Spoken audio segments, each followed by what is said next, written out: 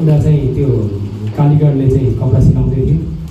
कपडा सिलाउँदै गर्दा छेउमा उसको चाहिँ नाति बसेको रहेछ, सानो फुच्चे बाबु, स्कुल पढ्ने बाबु बसेको रहेछ।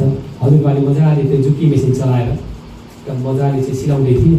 अनि कतिपय ठाउँमा सियोले सिलाउनु पर्थ्यो, कतिपय ठाउँमा मेसिनले सिलाउँथ्यो। सानो चाहिँ त्यो नाति बच्चा छेउमा बसेर हेरिरहेको थियो। गौर गरेर हेरेको थियो, मेरो हजुरबाले के गरिरहेको छ हेर्दै थियो। अनि हजुरबाले के गरिरहेको थियो, चुई कपडा काट्थ्यो, कैँची चाहिँ तल राख्थ्यो, टेबलभरि जुक्की मेसिन पनि राख्थ्यो। अनि सुई बेला बेलामा त्यो हातले सिलाउने चाहिँ सियोले सिलाउँथ्यो। सियो चाहिँ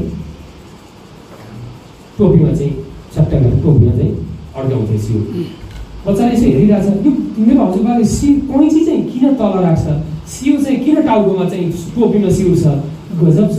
सियो तल राखेर कैँची माथि राखे पनि हुने भनेबाट चाहिँ खुल्दुली लागेछ। बच्चालाई अलिक भन्छ, हजुरबा तिमीले त्यो सियो तल नराखेर कैँची माथि राखेको भए, तल सियो तल राखेर कैँची माथि राखेर त हुन्थ्यो नि, किन तिमीले हरदम कैँची मात्रै तल राख्छौ, सियो टोपीमा राख्छौ भनेर भन्दा हजुरबाले भन्नुभयो अरे, बाबु यसको अर्थ छ, तिमीलाई थाहा छ, कैँची भनेको काट्ने टुक्राउने चिज हो, सियो जोड्ने चिज हो।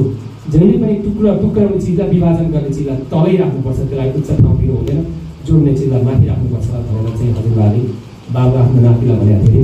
तपाईँलाई हाम्रो आग्रह छ, यो बेलामा समाज एकताबद्ध बनाउने, समाजमा सहिष्णुता काम गर्ने र समाजलाई चाहिँ जोड्ने सियोको रूपमा तपाईँको कलम परेको होस्।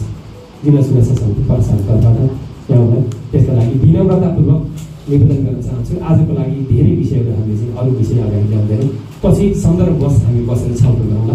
उपस्थिति र चाहिँ ध्यानकर्षणलाई साथीलाई धन्यवाद।